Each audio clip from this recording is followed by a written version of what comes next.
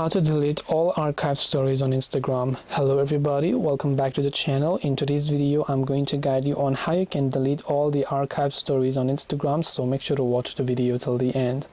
In order to actually delete all the archived stories on Instagram, all you have to do is simply go ahead and then first of all make sure to launch the Instagram application here. Tap the profile icon from the bottom right, tap on the three lines option from the top right, then simply go to archive. Then you could be on other archives, so you want to make sure you're on stories archive here. Then select the archive that you want to delete. Now you can't delete all at once, so the only way we can do it is by doing it one after another by just tapping the three dots option, then tapping the delete option to delete it from your archive. This way you'll be able to delete all archive stories on Instagram. Hope this video was very helpful. If you have got any more questions, queries or doubts, feel free to also leave them down in the comment section. Thank you for watching till the very end and see you soon in the next video.